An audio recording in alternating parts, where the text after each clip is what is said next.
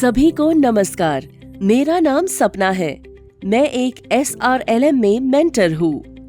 सभी को नमस्ते और मैं कुसुम हूँ। मैं एक वित्त सखी हूँ और फील्ड में काम करती हूँ। मेरे कार्य में मेंटर सपना मैडम मेरी मदद करती हैं। NRLM ने व्यक्तिगत उद्यम लोन के लिए SHG की महिला उद्यमियों को सहयोग करने की पहल की है। मैं और मेरी वित्त सखी कुसुम इससे संबंधित विभिन्न पहलुओं पर चर्चा करेंगे और हमें उम्मीद है कि आप सभी को भी हमारी बातचीत उपयोगी लगेगी। तो चलिए शुरू करते हैं। बैंक के लोन मूल्यांकन के मापदंड भाग 2। सभी को नमस्कार। ये इस विषय पर वीडियो का भाग 2 है। इस वीडियो में हम सीखेंगे बैंकों द्वारा लोन मूल्यांकन के लिए घरेलू विश्लेषण और उद्यम का विश्लेषण। सपना मैडम, पिछली बार आपने बताया था कि बैंक के 4 प्रमुख लोन मूल्यांकन के मापदंड होते हैं। क्रेडिट इतिहास की जांच, उद्यमी की व्यक्तिगत क्षमता, घरेलू वित्तीय स्थिति और उद्यम की वित्तीय स्थिति और प्रदर्शन। हमने क्रेडिट इतिहास की जांच और उद्यमी की व्यक्तिगत क्षमता के बारे में चर्चा की। आज हम घरेलू विश्लेषण और उद्यम के विश्लेषण के बारे में सीखेंगे। हाँ कुसुम, चलो पहले घरेलू विश्लेषण से शुरू करते हैं। घरेलू स्तर पर बैंक पहले उद्यमी की स्थिरता का विश्लेषण करते हैं। बैंक ये जांच करते हैं कि वे निवास स्थान पर कितने समय से रह रही है, घर उनका अपना है या किराया का। बैंक उन ग्राहकों को लोन देना चाहते हैं जिनके पलायन करने की संभावना बहुत कम होती है। फिर घरेलू स्तर पर ही बैंक इन चीजों का विश्लेषण करते हैं: परिवार के सदस्य, कमाने वाले सदस्य, आय के स्रोत और आय की स्थिरता, निश्चित मासिक व्यय और दायित्व और सारे जरूरी खर्चों के बाद की बचत।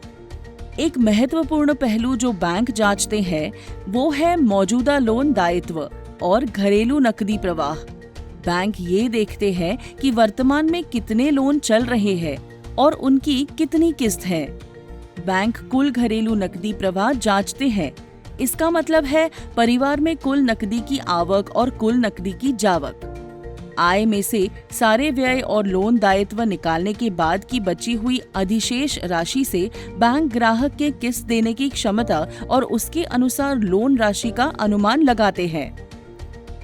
अमूमन एक किस्त को आराम से चुका पाने के लिए ये माना जा सकता है कि मासिक किस्त की राशि यानी EMI घरेलू मासिक नकदी अधिशेष का 50% से अधिक न हो। अगर किस्त मासिक अधिशेष के 50% के अंदर होती है तो किस्त देने में दिक्कत नहीं आती है। वित्त सखियों को लोन के लिए उद्यमी का चयन करते समय और लोन राशि का निर्णय लेते समय इस बात का ध्यान रखना चाहिए। समझ गई मैडम कि घरेलू विश्लेषण में बैंक इन बातों की जांच करते हैं: उद्यमी की स्थिरता, आय के स्रोत, घरेलू नकदी प्रवाह और ये कि मासिक किस्त घरेलू बचत के 50% से अधिक न हो। बिल्कुल सही कुसुम। अब ये तो तुम समझ गई। तो अब हम समझते हैं बैंक लोन मूल्यांकन के लिए उद्यम के विश्लेषण को। यहाँ ये बात ध्यान रखने की है कि 2 लाख रुपए से बड़े लोन में उद्यम के विश्लेषण का बहुत ज्यादा महत्व है। उद्यम के विश्लेषण में बैंक पहले ये देखते हैं कि लोन का उद्देश्य क्या है, उद्यम का वर्तमान में वित्तीय प्रदर्शन कैसा है और लोन लेने से उद्यम पर क्या प्रभाव पड़ेगा। इसीलिए वित्त सखी को ये सुनिश्चित करना चाहिए कि उद्यमी को लोन की वास्तविक आवश्यकता है और उद्यमी के पास इसके उपयोग के लिए एक स्पष्ट योजना है। उद्यम के वित्तीय आंकलन में बैंक इन चीजों पर मुख्यतः गौर करते हैं: उद्यम की वार्षिक बिक्री, बेचे गए माल की लागत, सकल मार्जिन, निश्चित व्यय और शुद्ध लाभ। बैंक इन आंकड़ों के पिछले रुझानों और इनमें आए बदलावों को भी समझते हैं। फिर बैंक ये भी आंकलन करते हैं कि नए लोन के आने से इन सब वित्तीय आंकड़ों पर क्या प्रभाव पड़ेगा, क्या उद्यम में वृद्धि होगी और कैसे।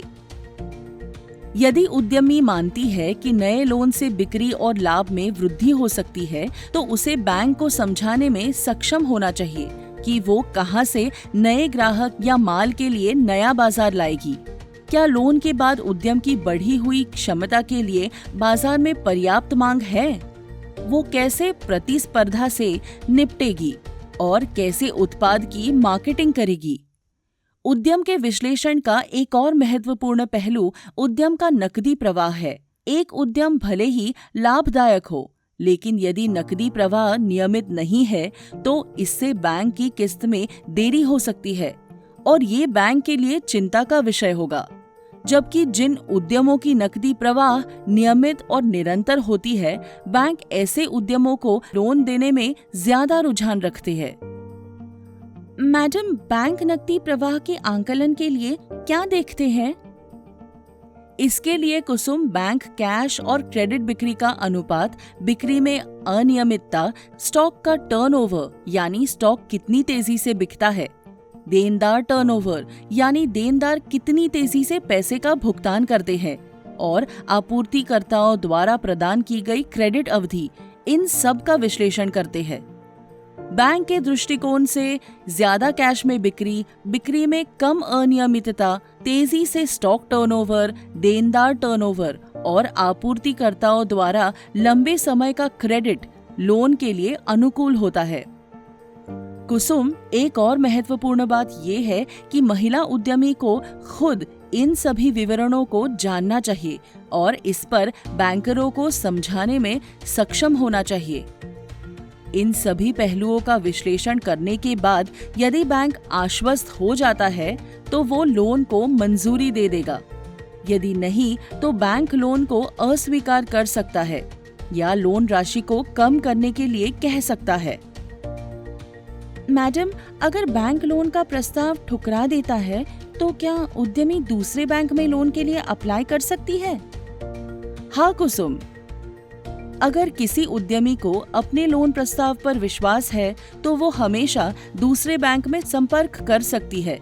हालांकि सबसे पहले बैंकर से ये समझना अच्छा होगा कि अस्वीकृति के कारण क्या है। उद्यमी उन मुद्दों को हल करने की कोशिश कर सकता है जो अगली बार के लिए उसके प्रस्ताव को मजबूत बना सकता है। धन्यवाद मैडम, आज हमने लोन मूल्यांकन के लिए घरेलू विश्लेषण और उद्यम के विश्लेषण के बारे में सीखा। धन्यवाद।